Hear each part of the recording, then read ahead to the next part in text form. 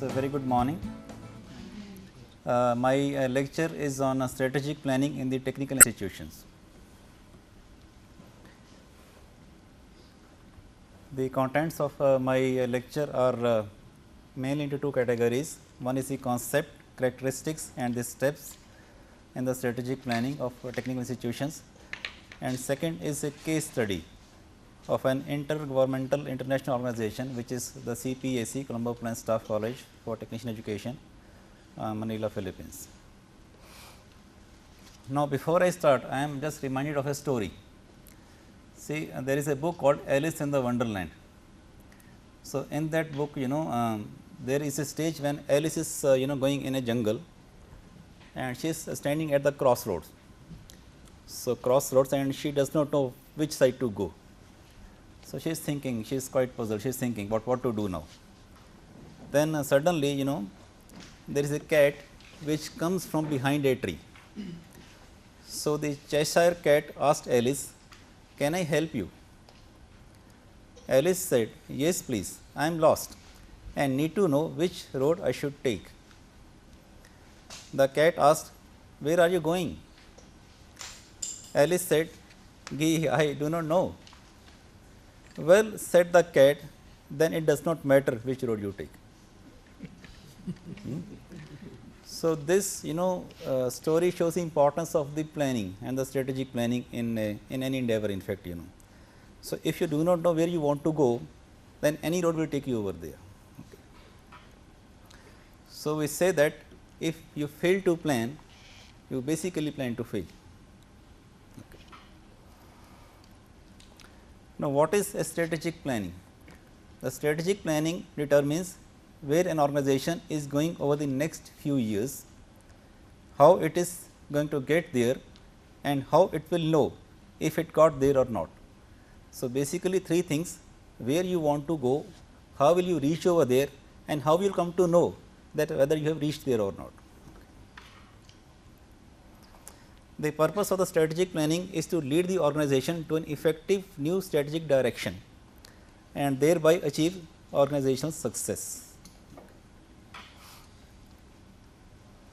Strategic planning is basically a management tool which is used to help an organization to focus its energy.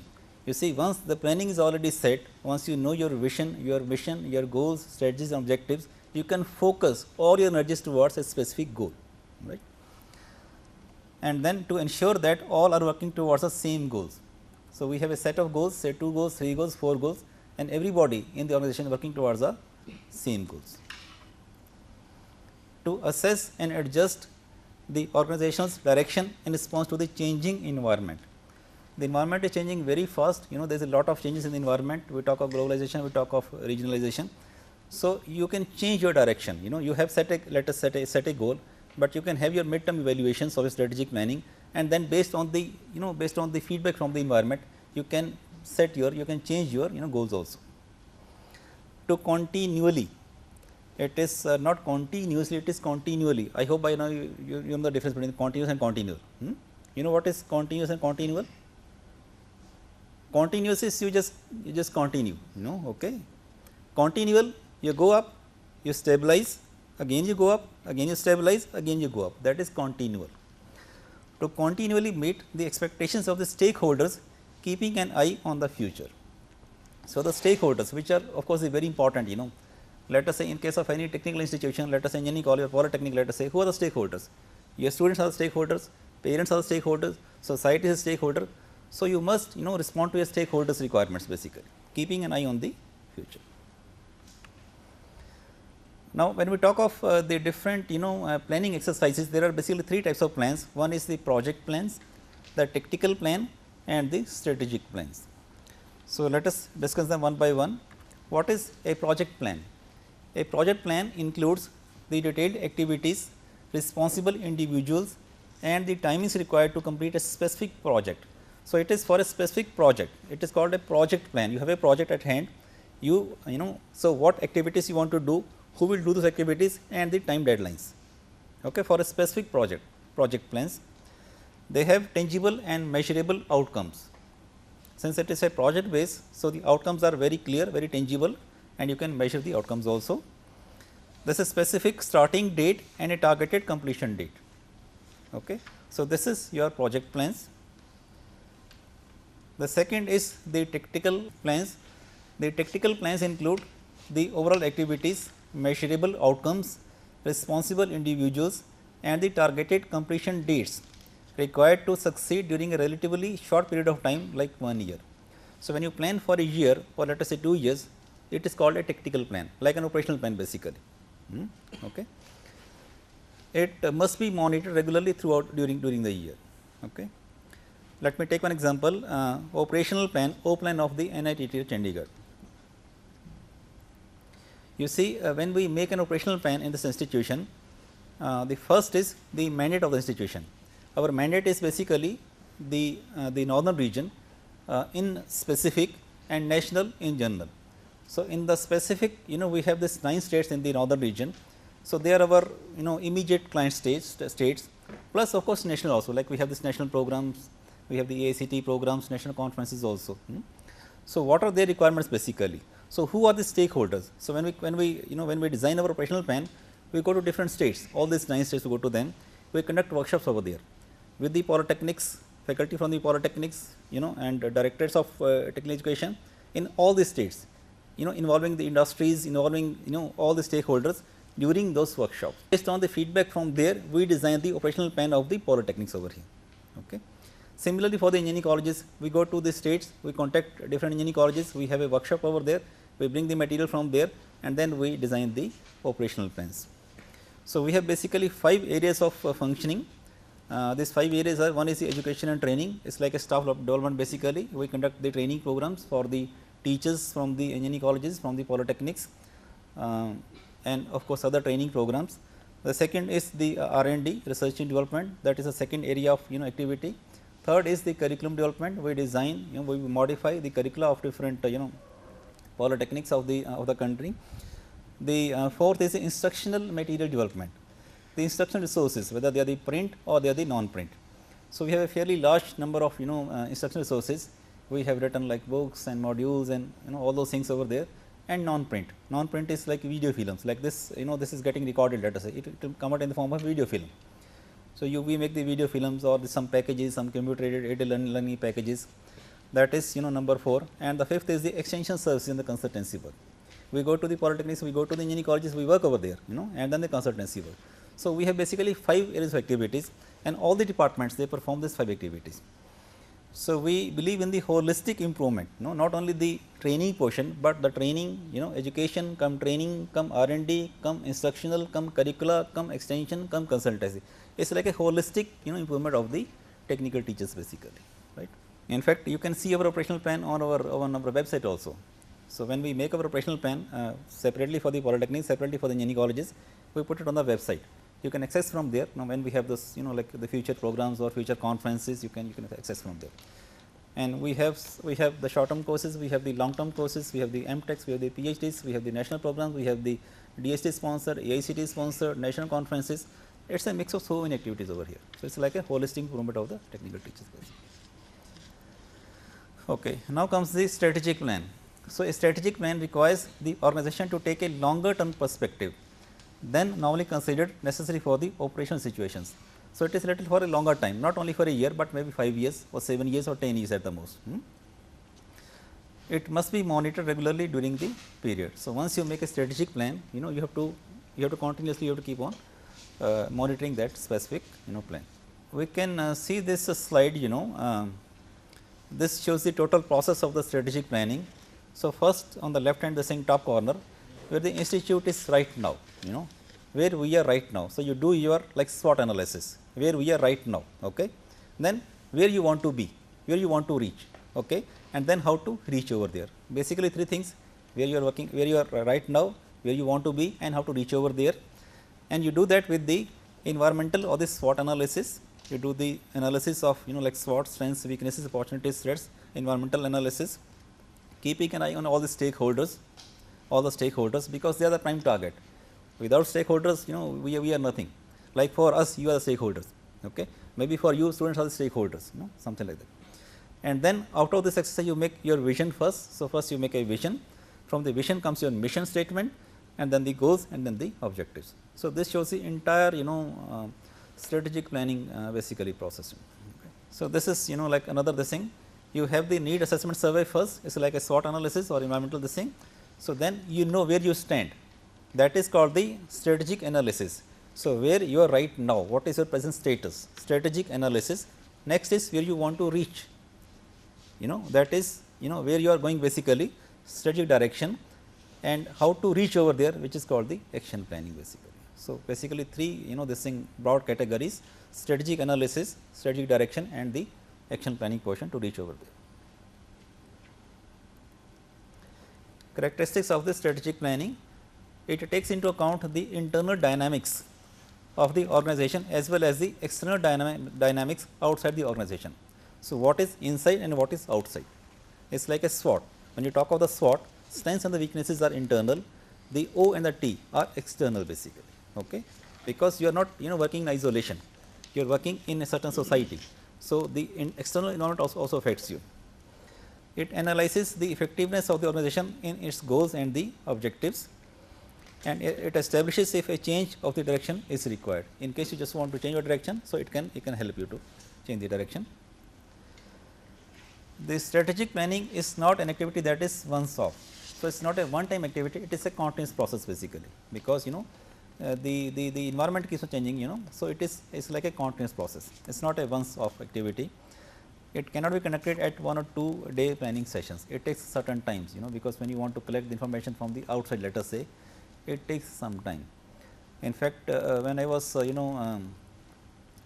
in a CPSC Manila, Philippines for 3 years, we did the strategic planning of that organization for 5 years and I was the course coordinator. It took us almost a year to make the strategic plan of the that organization basically. So, it is quite a long activity basically.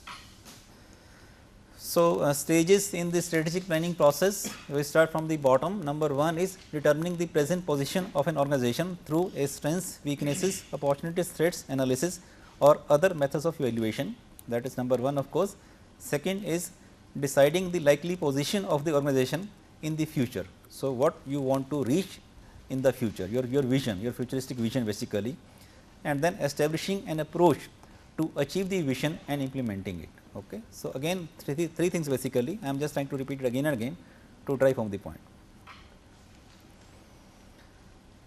This again shows the diagram of the strategic planning process, like first is where we are now, then where you want to be and how to reach over there.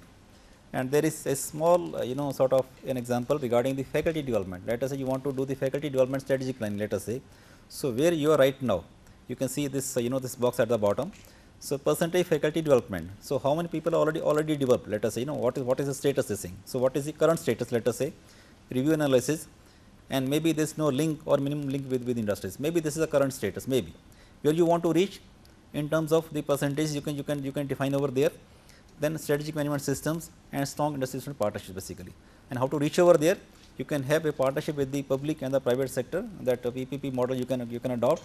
You can make your corporate plans or strategic plans and the operational plans and improve the industry linkages. So, that can it's like a small exercise basically. Okay. So, we can even resort to this thing, like first is where we are right now. So, identify your position, it is like a small exercise, but we can do it at the end of this lecture. So, where you are right now in terms of your institution, where you want to reach the results, and then how to bridge that specific gap. So, list the solutions. So, we can have this exercise per institution at the end of this lecture session. Is it okay? Is it clear? All right. Now, the stages and the steps in the strategic planning process. We have basically 3 stages and 5 steps. In the first stage, we have a first step which is conduct of what? The information gathering and analysis, in which we talk of the external assessment, we talk of the internal assessment, we talk of the market assessment. And then a reflection session is like a brainstorming basically to identify the critical issues facing the organization. So, this is you do all the information gathering basically. In the second stage, we have 3 steps. One is crafting development of a strategic vision. statement that sets the future direction for the organization. So, first is the visioning exercise, second is create a mission statement. So, once you have the vision, then you create a mission statement from the vision statement, and next is construct strategy goals. Basically, you construct the goals, and then the third stage is compose. It's like formulation of the objectives for each strategic goal. You make certain objectives. So, first you have a vision statement, from vision you make your mission statement, then you have the goals or strategic goals, then the strategies, and then the objectives basically, and then the preparation of an operational planning based on this strategic plan. So, once you have a strategic plan, you can make annual operational plans from this. You have a 5 years let us say strategic plan or 10 years strategic plan, and from there you make the annual operational plans basically, and then you develop the annual SMART objectives. SMART, I think you know what is SMART: specific, measurable, achievable, result oriented, and time this thing bound. So, SMART objectives. Okay. So, we will take them up one by one. Okay. So, first, but before that let me tell you certain planning terms. First is the vision. What is the vision? Vision is a long term, it is like an ideal future, like what you want to become basically, that is your vision. What is a mission? Is your mandate by the stakeholders. It's a distinctive competence, what in which area you have the competence basically. Then the goals are from 3 to 5 years basically, they are qualitative outcomes and the results. Goals are always qualitative, not quantitative. Okay. Then the strategies can be from 1 to 3 years, they are means for attaining goals and the resolving issues. And then the objectives, which is like for a year, like annual this thing operational plan, and they are SMART objectives: specific, concrete, measurable statements to achieve the goals. Okay. So, this is the total planning this in terms. Okay. We go to the next slide. So, this shows the pyramid.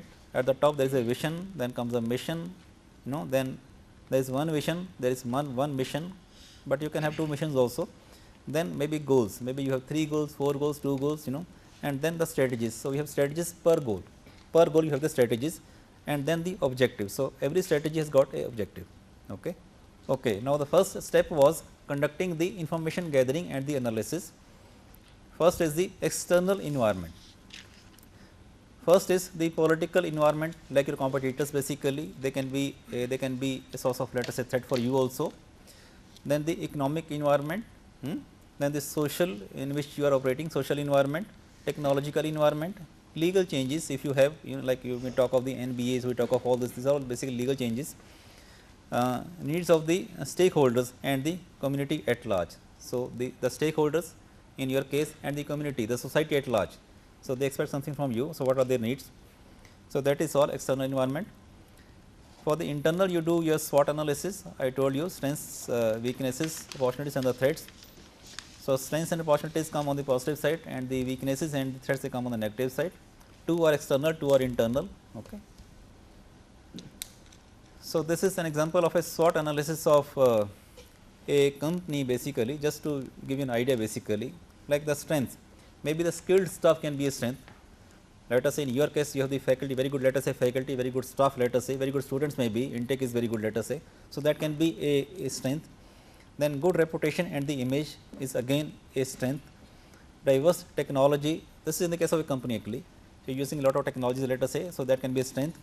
Quality registration, you have that ISO registration, that quality management system registration, that can be a strength. Good financial base could be a strength, okay, in the case of a company. Then the weaknesses, job role clarification, maybe the people are not very clear about the specific roles. So, it is not clear, they have an idea, they have got a vague idea, but not very clear, let us say, that can be a weakness. Lack of foreign language skills, sometimes if you are operating let us say in some other country, so but people can have that foreign language problem also. Site limitations, your site is let us say very far off. In the case of let us say an institution, your site is let us say very far off from the industrial site. So, you want to promote the industry institute linkages, but your place is very far off, there is no industry nearby, that can be a limitation in your case. Then limited service range, okay, and then the aging population, like let us say your institution has got very senior let us say people who are just on the verge of retirement maybe. So, once they leave there will be a gap, that can be some sort of a weakness. Then opportunities, cost reduction, in the case of companies they can try to reduce the cost. it can be an opportunity. Expansion and automation, new markets, acquisitions, capital investments. Threats can be fluctuating exchange rates, it can be a threat in case you are exporting, in case you are importing something, it can be a threat. Peace and order situation, because you need a peaceful, let us atmosphere, like let us say, like even J&K, let us say there is a complete law and order problem over there, you cannot run your industry in these days over there. And then risk of a takeover by another, let us say, company, tough competition and political concern. So, these are some of the threats basically. Okay. The other techniques and tools for the analysis, one is the records and the reports. So, you can consult even the records and the reports also for getting the information, like the complaint records. Like sometimes you get some complaints, let us say from the students or from some parents, something like that, that can be a source of information for you. Then performance appraisal records can be a source of information, financial records, quality control records, personal or the communication records, office memoranda and employees records. So, these can be source of information for you. Then even you can do the brainstorming, which may be needed when determining the possible causes and or the solutions to the problems. So, you have a certain, let us say, problem, you have a brainstorming exercise and you can arrive at the causes and the possible solutions maybe. Then planning out the steps of a project and deciding which problem or improvement opportunity to work upon. This is that famous cause and effect diagram, or the Ishikawa diagram, or the fishbone diagram. It shows the effect at the end of the thing. It is like a mouth of the fish, that is the effect, and then this bones, they are the causes. So, causes can be people, can be a cause, like people, and then the sub causes, like even amongst the people, let us say they lack the training. Like let us say in the case of your, let us say you have a faculty, let us say the faculty is not very well trained. So, that the faculty is a problem, and then they are not having the proper training, let us say. Wrong jobs assigned can be a problem. In the methods, like manual work or price setting is, this is in the case of a company basically. So, methods, materials, machines.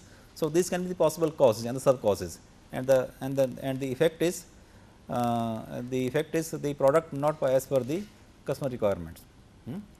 So, you can also do a similar this thing, like let us say your students are not as per the needs of the industry, let us say, that is, let us say the final this thing effect. What can be the causes? Faculty can be one of the causes, let us say, infrastructure can be one of the causes, like this thing. So, you can have the causes, which are the possible causes, and then the sub causes. This is the process of the training needs analysis. This is based on the Peterson's model. We start with the general alertness of the performance. So, sometimes this is general alertness, like let us say in the case of, let us say, an institution. So, there are some strikes by the students or strikes by, let us say, the employees or something staff. So, this is general, you got an idea basically that something is wrong. So, performance concern, it leads to performance concerns, because something is wrong at some place, and then performance objectives, which objectives basically you want. From there you have your training needs, training needs for depending upon the students or teachers or faculty or staff, analysis of the training needs, training objectives, and then optimum training design. It goes, the feedback goes to all the this thing, all the different this thing parameters. Okay. So, that is a general model of the TNA. Okay. Now, we go to the second step, which is crafting a strategic vision. Now, what is a vision? A vision is a mental picture of what the organization should look like in the future, and how it will feel to interact with its stakeholders. So, how you want the institution to be in future, like let us say you want to be the best, let us say, engineering college in the country or best polytechnic in the country. So, you have a vision that when you go into the institution, it has got a very grand infrastructure, faculty is also very good, and there is a vibrancy in the institution. So, you have certain vision. Okay. In a sense, your vision answers the questions, what will it look like and what will we have achieved when we have been successful. So, how will your organization look alike, and what have you really achieved after attaining that vision basically. The process of visioning can lead to a valuable set of shared ideas, because when you do the visioning exercise, everybody is a part of the visioning exercise. So, you have got the shared ideas, it is not only a one person, two person's job, you involve all the people in the organization basically, you get the shared ideas. This shared vision can help lead an organization towards the development of a specific detailed mission statement. So, once you have the vision this thing, exercise, then from there you come to the mission statement. Okay. So, a vision statement should be short and easy to communicate. It should be short, ideally not more than 14 words, ideally easy to communicate in very simple words, no need to put the technical jargons and all those things, and must be understood throughout the whole organization. So, every person in the organization, starting from let us say the director to the let us say Mali or this thing, everybody should know what is the vision of this institution. Okay. It must also be broad enough to last for a long time. It has to be a broad base, not a very specific short term vision, but a little long term vision, maybe for the next say 5 years or 10 years or 20 years maybe should be this thing. Okay. The vision is then documented in the form of a formal strategic vision statement endorsed by all the members of the planning team. Okay. So, then they endorse, because when they consult everybody and then they make the vision statement. Characteristics of a good vision statement: first is it articulates where the organization wants to go. So, what you want to really achieve, that should be a part of your vision statement. It reflects the aspirations of the organization or the institution. It should be simple and easy to understand, achievable and realizable, very important, should be achievable and realizable, not something a fancy dream, something like that. It guides in the decision making process. It gets people attention, that means compact with an impact. It is a small small statement, lot of it is a compact statement, but it gives a lot of impact also. It makes one feel proud to be associated with the institution. It provides a motivating force even in the hard times. Sometimes you are running through a rough patch, let us say. So, your vision which you have created earlier, it gives you the motivation to keep on moving. Challenging and stretching beyond the comfort zones. One has to really stretch yourself, like going beyond your comfort zones. You want to be the, let us say, the best, let us say, engineering college or best polytechnic, you have to go beyond your comfort zones. So, becoming 5% better is not a vision, but becoming the best at something is often the strategic vision. Okay. To be the best polytechnic in the country, to be the best polytechnic in the state, something like that, it can be a vision statement. Visioning is necessary because it influences the future of the institution. It is concerned with the future, your futuristic vision basically. It clarifies the future focus and the direction, because it keeps you focused. You have this exercise and then it keeps you focused on the specific direction. It ensures the commitment from the organizational functionaries to bind them to the future focus, because once an organization has got a vision statement, then everybody is bound to work towards that same vision. It creates the base for breakthrough developments. It helps capture the new possibilities. A vision does not depict a personal paradise, it represents a promised land for everyone. Right. Some sample vision statements I have got. CPSC, Colombo Plain Staff College for Technician Education, we say shared vision, we never say vision, we say shared vision. That means, all the people in the CPSC have got a shared vision, it is a they have this ownership. CPSC shall be the lead HRD center for sustainable TVET, technical and vocational education and training in emerging knowledge society. So, it is not a very long 14-15 words maybe. So, it is compact, like with a lot of impact basically. Then this is by the Senior Walktech, it is based in Brunei, vision statement. It is a little long, I suppose. They say it is a dynamic, self-reliant, strategic, policy-driven and internationally recognized regional organization for strengthening regional understanding and cooperation in education, science and culture for a better quality of life. The statement is good, but it is a little long, should be small, not more than 14 to 15 words. And I think this is the best vision statement, if you see, by Microsoft, a computer on every desk in every home. Very simple, very short anybody can remember this thing. So, perfect, like a perfect this thing, a computer on every desk in every home, nothing more than that. This is by British Airways to be the best and the most successful company in the airline industry. Again, very simple, very short, and all the employees they can remember. The next step is creating a mission statement. So, we have this visioning exercise, then comes the missioning exercise. What is a mission? Mission is a formal statement describing the future direction of the organization that is consistent with its values, goals and the objectives of the stakeholders as a group.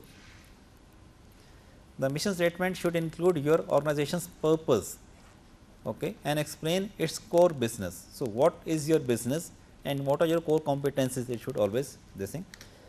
The mission statement explains to the world what it is that your organization does. So, what you do basically that that is depicted through the mission statement. Vision is something to be pursued, while a mission is something to be accomplished. Okay. That is the distinction between the vision and the mission. A mission statement specifies the institution's purpose or reason for being, also termed as the reason d'etre or justification for the existence. Why are you existing? That is justified by the mission statement. Okay. Effective mission statement addresses the following points. First is broad description of what you do or what you are. So, what exactly is your core business, that is a part of your mission statement, with whom and for whom you do it, who are your stakeholders basically, okay, and who are your partners maybe. Then our distinctive competence, how you do it differently, better or more effectively than the others. What is your distinctive competence? That is the third element, and the fourth is why you do it, what is the reason of doing that. So, these are the four basically sub parts of a complete mission statement. Okay. A mission statement describes an organization in terms of its purpose, already discussed what is your purpose, why the organization exists and what it seeks to accomplish, then your business, that means what you do basically, and then the values also, the principles or the beliefs that guides an organization's members as they pursue the organization's purpose. Okay. We have some sample mission statements. First is by the CPSC. CPSC shall be committed to continuous development of the TVET. So, that is their mission, that is their objective basically, by promoting a culture of excellence in training, research and consultancy to produce knowledge workers for the globalist economy. So, if you try to dissect, it has got three components. First is their commitment to continuously develop of TVET through promoting a culture, okay, and then the end result is to produce the knowledge workers for the globalist economy. This is for the Microsoft. We shall work with our customers to deliver superior products and services, making it easier for anyone to harness the power of personal computing to their best advantage. So, that is their mission, which has come from their visioning statement. This is the London Business School. They say to be the world leader in helping individuals and organizations enhance their managerial effectiveness. To do so by pursuing a balanced excellence that links the theory to the practice in teaching and research that are innovative, rigorous and relevant to the international career long training. So, a complete like a mission statement basically. Then the next step is constructing the strategic goals. So, you have your vision, you have your mission, then comes the strategic goals. What is the purpose? To develop strategic goals statements consistent with the vision statement. So, from the vision or from the mission you have your goals. The strategic goals are broad statements of what the organization hopes to achieve in the next 3 years. Vision is for 5 years, mission is let us again for 3 to 5 years, the goals may be 2 to 3 years at the most. The goals focus on the outcomes or the results and are qualitative in nature. Goals are never quantitative, they are always qualitative in nature. The goals help to establish the direction, identify the expected results, improve the teamwork through a common sense of purpose, and they heighten the performance by setting targets to be achieved. These are the objectives of goal setting. Okay. Some sample institution based strategic goals, like CPSC has got, let us say, 3 goals, 3 main goals. First is strengthen the capacity building of TVET in member countries for sustainable development. So, this is like an external goal, strengthening the capacity building of the TVET in the member countries, it is like an external goal. Second is strengthen the internal efficiency and the effectiveness, it is like an internal goal basically, and then enhance the synergic partnership and networking with the member or the potential member countries and developmental partners. It is like a partnership basically goal. So, you have one external, one internal, and the third is the partnership basically goal. Only 3 goals. This is for the British Airways, they have this goals, I think 5 goals. First is to be a safe and secure airline, to deliver a strong and consistent financial performance, to secure a leading share of the air travel business worldwide with a significant presence in all the major geographical markets, to provide an overall superior service and good value for the money in every market segment where we compete or where we operate, to excel in anticipating and quickly responding to the customer's needs and competitors' activities. So, what the customer wants, you respond to that immediately, and you look also keep an eye on the competitors' activities also. Okay. So, they have these 5 goals. Now, sometimes we have some sample theme based goals also. Sometimes you make some theme based goals, like for the, let us say, for the finances, the goal could be increase the organization's financial strength to support the future growth. So, sometimes you have general goals, sometimes you have theme based goals. Then, like for the staffing, basically you can have a goal, recruit and retrain skilled caring staff. So, these are the specific theme based this thing goals. Now, the next is the composing the SMART objectives. So, what is the purpose? The purpose is to develop annual objectives consistent with the goals and strategies of the strategic plan. All right. Objectives are specific, SMART, I told you, specific, concrete, measurable statements of what will be done to achieve a goal, generally within a 1 year time frame. So, objectives are normally for a single year. Objectives are the core of the organization's annual operational plan, that is based on the strategic plan itself. So, first you make a strategic plan or a corporate plan, and from there you have your this thing objectives annually, like an annual operational plan basically. Now, some sample SMART objectives, like for the profitability, let us say, to achieve a 20% return on the capital employed by August 2007. So, it is a specific and measurable quantitative goal basically, quantitative objective. So, we talk of 20% return. So, it is not a vague, it is a very specific this thing. Then on the market share may be to gain 25% of the market by for Marikina manufactured shoes by September. So, again it is a very specific quantitative goal. Marikina is a place in the Philippines, which is famous for the leather shoe industry. In fact, the former president's this thing wife Imelda Marcos, she had a pair of I think around 5,000 this thing sandals, this thing all manufactured in the Marikina. Then promotion objectives, to increase awareness of the dangers of the AIDS in Thailand from 12 to 50% by June. So, again we talk of specific percentages and the time deadlines also. Okay. Then the next step of course is approve the plan. So, once you have your this strategic plan, you have to get it approved, that is the next thing, and then implement the plan. So, 1 or 2 people overall responsibility for the implementation of the plan. So, once you have your plan, then maybe 1% or 2% they have the overall responsibility. At least one person should take responsibility for each activity in the strategic plan. Okay. Right. Then comes the monitoring and the evaluation of the plan. Are the goals and the objectives are being achieved or not? If not, then consider the questions. First is, will the goals be achieved according to the timelines specified in the plan? If not, why not? So, when you are continuously, when you are monitoring, you have to see the completion of these goals. Then should the deadlines for the completion be changed?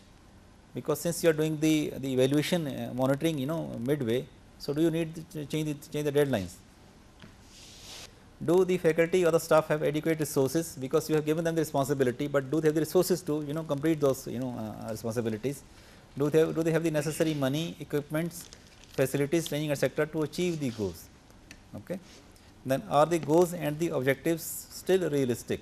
Because sometimes you make a goal or objective, maybe 3 years down the line it becomes, let us say, not very realistic, because of the changing this environment. So, you have to continuously ask yourself. Should the priorities be changed to focus more on achieving the goals? Should the goals be changed? Do you need to change the goals at all? Then what can be learned from the monitoring and the evaluation to improve future planning activities, and also to improve the future monitoring and evaluation efforts. These are the 5 essentials for strategic success. One is the creative strategic thinking process in place, then the strategic decision process, implementation, analysis, and at the center is the capability of the decision leaders. That is of course the most important, that is at the center. Benefits of strategic planning: it leads to an effective action, it results in a participatory and inclusive process which will lead to taking ownership, because everybody is a part of your this strategic planning exercise. So, everybody takes ownership, they take ownership, it is a participatory, inclusive. You build a shared vision based on the common values, okay. Because if you do this exercise, then everybody becomes a part of the exercise. Otherwise, what happens is that some people they do in isolation, let us say the top management, or let us say the HODs, then the remaining people like the lecturers and all the faculty, the staff people, they are not a part of this exercise. So, they do not take a ownership of that exercise. So, it helps you to define the purpose of your organization clearly, which will lead to the realistic planning. It helps you to realize what activities will help you to achieve your overall goals, so that you do not waste time on the activities that hinder the progress, because you remain focused on those goals. Be focused and sensitive to the environment in which the organization operates. Help organizations to be accountable to the stakeholders by effectively communicating with these people they serve and listening to the community to improve their services. You are in touch with your stakeholders, like normally we do not remain in touch with our stakeholders, the students, the parents, the society at large, we do not remain in touch. So, by this thing you remain in touch with all those people. So, what are the expectations from the institutions, even the community also, not only the stakeholders, but the community also. Now, we go to the second part, which is like a case study basically of CPSC. In CPSC we have this 5-phase strategic planning process. You can see from here the phase 1 was the future or the environmental standing of the CPSC. I will go into the details a little later. Then phase 2 was formulating a shared vision and mission of CPSC, drafting strategic goals, strategies and the objectives, then drafting the 5 years strategic plan, and then it gets approved from the governing board. Then the phase 4 is drafting the operational plans. Every year we make the operational plans. Phase 5 is designing a system of monitoring and evaluation, the 5 years strategic plan, and then the implementation phase. So, this was the complete process for the planning exercise. First, if you see at the bottom, we had this 4 research studies basically. One is corporate strategy. So, before starting your this thing, we had this this 4 research studies. The corporate strategy, that means what has been the impact of the previous corporate plan, that was the corporate strategy. Then impact evaluation, again the impact of that specific plan on the trainees, on their institutions, even on their countries. Then the trends setting, what trends are there in the market, the global trends, the regional trends, the national trends. Then the needs assessment, the needs of the stakeholders. In this case, we have around 20 member countries. So, what are their needs, what are their requirements basically. Then after that, we had a national consultation workshop. because CPSC is a regional organization basically, we keep on shifting our places from country to country. It started with Singapore, then came to Philippines, it keeps on shifting, let us say. The local, this is the host this country, so they have certain aspirations. So, what are their expectations from the CPSC? So, we have a national consultation workshop in which the people from the same country, the hosting country, their academicians, their industry people, they give their the expectations from the CPSC. So, then we have the eminent experts group meetings, in which we call the people from the different countries, all the member countries, eminent experts, academicians. Then the senior administrators conference. So, once you have this exercise, then the senior administrators like the ministry officials, the joint secretaries, the secretaries. So, they put a seal of approval on that the same draft, the same corporate plan, and then we have a governing board, and then comes the CPS. So, this is the whole process basically.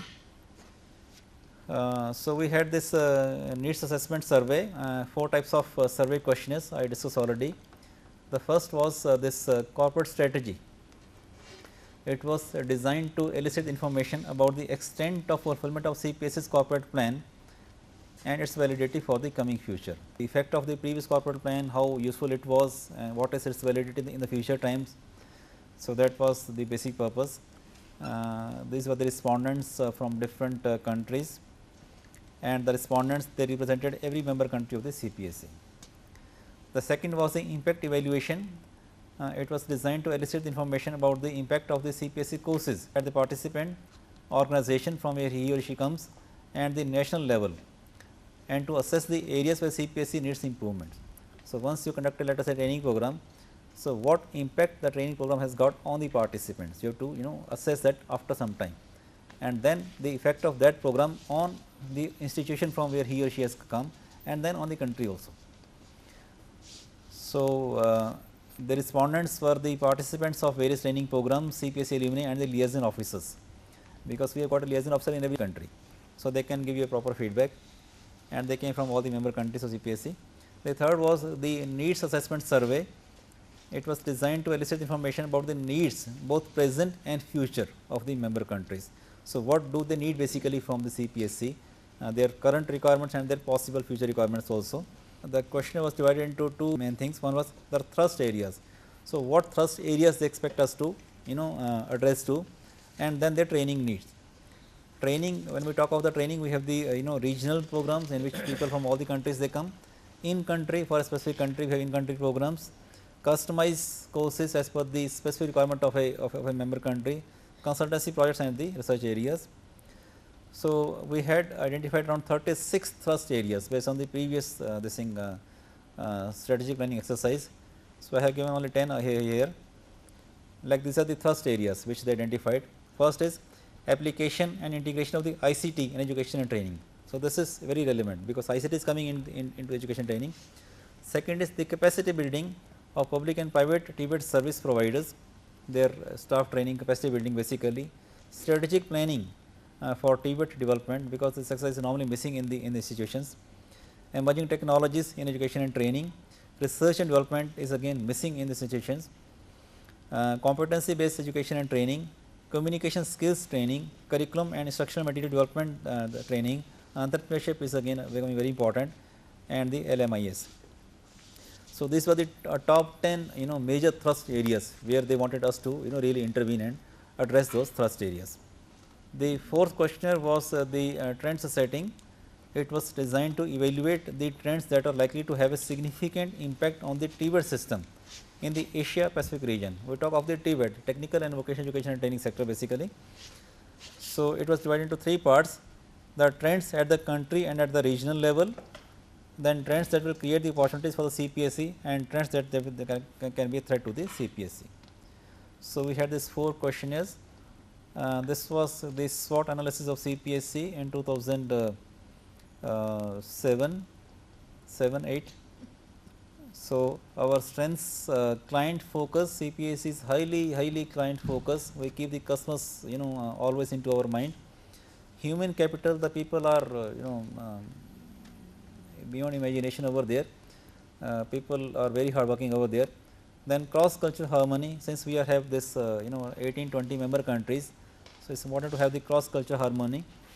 Innovation and creativity is again one of the hallmarks, networking and the interconnectivity. Weaknesses, we were lacking on the R&D, as is the case in most of the engineering colleges and the polytechnics also. Limited resources, limited programs we were offering, because the faculty was little less in number. They have the limited this thing specialization, so we cannot go beyond the specializations.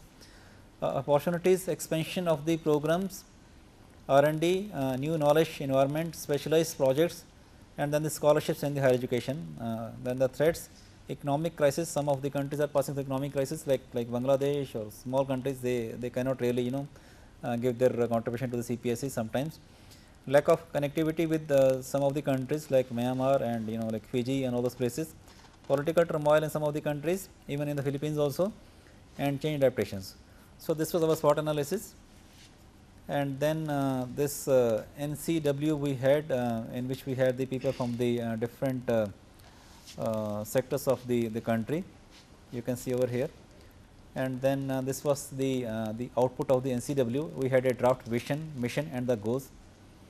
So what we did, once we had all the research studies, we fed that data to the NCW participants, and then they made a draft vision, mission, and the goals of the CPSE. The third stage was the EEGM, Eminent Experts Group Meeting we call it. It was attended by the professionals from all CPSE member countries.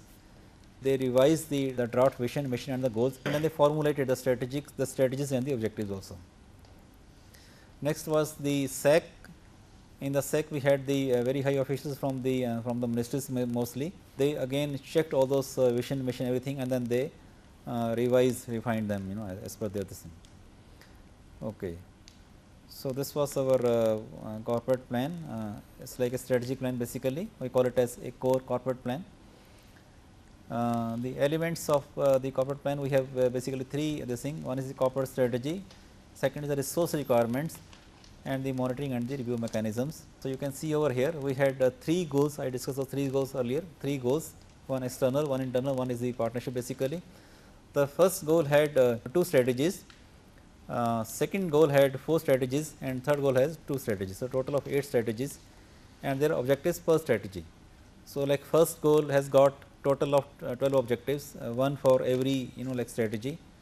So this is the total outcome of that exercise basically. Okay, I have certain concluding remarks. Where does a leader's vision come from?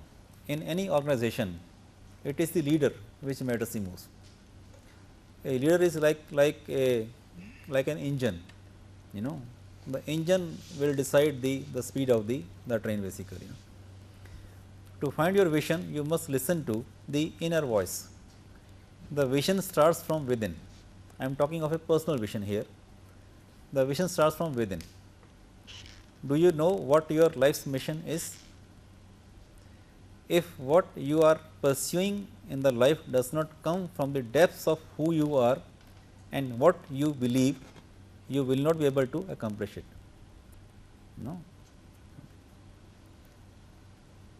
Where does the inspiration for the great ideas come from? From noticing what does not work. Sometimes we have so many irritants in the system, so they can be a possible source of innovation for you. Discontent with the status quo is a great catalyst for vision. Some people are not satisfied with the status quo, that is a sign of progress basically. And remember that no great leader in the history has fought to prevent the change, because change is inevitable. So the great leaders always welcome the change, although change is a little uncomfortable, but the great people, they always welcome the change. Nobody can accomplish great things alone. If you want to lead yourself to greatness, find a good mentor. Very important, even in the education also, you should have a good mentor, an advisor who can help you sharpen your vision, because sometimes we have some limited capacities basically. So a person who is a real good who can sharpen your vision. It's like a guru basically. Do not let your vision be confined by your own limited capabilities. A truly valuable vision must have the God in it. Only He knows what you are really capable of. Sometimes we tend to underestimate ourselves. Have you looked beyond yourself, even beyond your own lifetime, as you have sought your vision? if not, you may be missing the true potential of your life. Okay. So, I think that is all. When we started with the that Alice in the Wonderland story, you remember. So, then the cat says finally, so, and Alice says, I think now I know which direction I have to go.